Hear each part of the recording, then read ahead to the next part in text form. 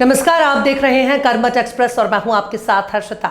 रीवा के नवागत एसपी शैलेंद्र सिंह चौहान ने कल रीवा पहुंचकर पदभार ग्रहण कर लिया है। पदभार ग्रहण करने के साथ ही उन्होंने बताया कि जिले में कानून व्यवस्था को कायम करना, इसके साथ ही असामाजिक तत्वों और अपराधियों पर कड़ी कार्रवाई करने के साथ अवैध नशे पर लगाम लगाना प्राथमिकता होने वाली है। उन्होंने बताया कि मैं मूल रूप से यूपी का रहने वाला हूं। मैं ग्वालियर, भिंड, मुरैना, भोपाल, दतिया समेत कई जिलों में पदस्थ रहा हूं। अभी रीवा एसपी का पदभार ग्रहण किया है। एसपी ने बताया कि यहाँ मेडिकल नशे को पूरी तरह से जड़ से खत्म कर दिया जाए, इसके पूरे प्रयास किए जाएंगे। नशा समाज में अपराध और अन्य तरह की समस्याओं को भी जन्म देता है, इसलिए इस पर सबसे अधिक फोकस रहने वाला है। पुलिसिंग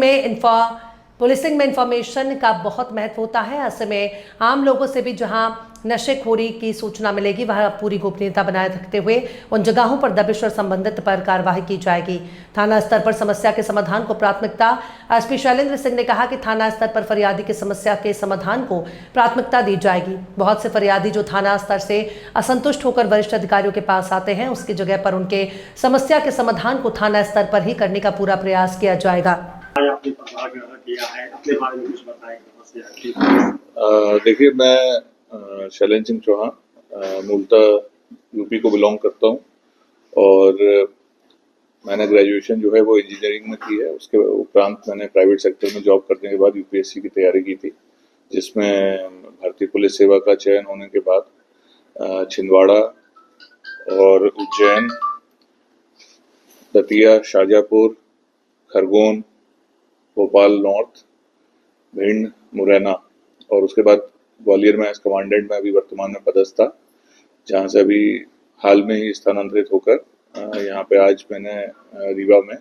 पुलिस अधीक्षक का पदभार ग्रहण किया है। सर, रीवा के बारे में क्या कानून व्यवस्था के लिए क्या करना चाहिए? देखिए, जो मेन फोकस है वो बेसिकली जो पुलिस की अपनी सबसे बेसिक पुलिसिंग होती है उस पे रहेगा कि जिसमें जो थाने हैं उनके जो प्रॉपर बीट वाले होते हैं, पुलिस का पूरा वर्क जो है वो इंफॉर्मेशन पे होता है और उसके लिए जो पुलिस के बेसिक जो बीट सिस्टम होता है कि जिसमें लोग अपने एरिया को पूरी तरह से समझते हैं और वहाँ पे होने वाले लोगों के मूवमेंट्स और उनकी कार्रवाइयों पे सतत निगाह रखते हैं, नज़र रखते हैं और वहाँ पे लोगों के साथ और वहाँ पे सभी से अपना एक नेटवर्क डेवलप करके उसके आधार पे वहाँ पे ये कोशिश करते हैं कि किसी प्रकार का कोई अपराध पहले तो घटित न हो और यदि घटित होता है तो उसको तत्काल उसका पता लगाया जाकर जो भी अपराधी हैं उनको शीघ्र से शीघ्र पकड़ा जाए। देखिए, यातायात की जो आप समस्या बता रहे हैं, तो अभी जैसे मैंने यहाँ पदभार ग्रहण किया है, एक बार पूरा यहाँ का जो रूट्स हैं, मेन रोड्स हैं, उसके अलावा जो उनकी कंट्रीब्यूटिंग रोड्स हैं जहाँ से ट्रैफिक आते हैं, छोटी गलियाँ हैं या बड़े रोड्स हैं, तो एक बार पूरा उसका ट्रैफिक का फ्लो समझने के बाद और कहाँ पे क्या बॉटलनेक्स हैं, कहाँ पे ट्रैफिक का जाम लग रहा है या कहाँ व्यवस्था खराब हो रही है, उसको देखते हुए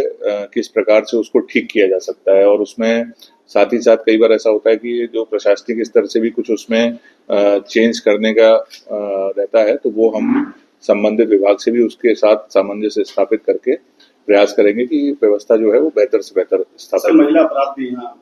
ज्यादा से ज्यादा आते हैं जी, जैसे महिला अपराध है या जो हमारा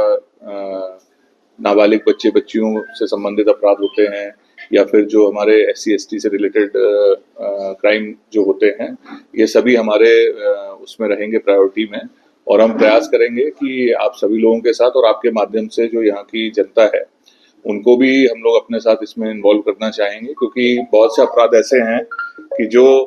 लोगों में जागरूकता लाने के उपरांत ही हम उसमें किसी प्रकार की जो कमी है उसको ला सकते हैं। सर, यहाँ थाना स्तर पे जो ग्रामीण क्षेत्र के थाना स्तर वहाँ इलाका में होता, अधिकारियों के कार्यालय में काफी भीड़ होती है, तो इसको कैसे सुधार करेंगे कि वही स्तर पे वहाँ काम हो जाए उनका? देखिए, प्रयास करेंगे कि जो हमारे थाने हैं, थाना बेसिकली हमारी सबसे मेन यूनिट है पूरे पुलिस सिस्टम की और हमारा फोकस जो मैंने आपको बताया बेसिक पुलिसिंग के माध्यम से यही रहेगा कि थानों में जो भी फरियादी आते हैं और जिनकी भी ऐसी शिकायतें हैं कि जो थाना स्तर पर जिसको एड्रेस किया जा सकता है और जो होनी चाहिए, तो उसमें भी हमारा फोकस रहेगा कि वो वहीं के वहीं उसका निराकरण हो जाए। यदि उसके उपरांत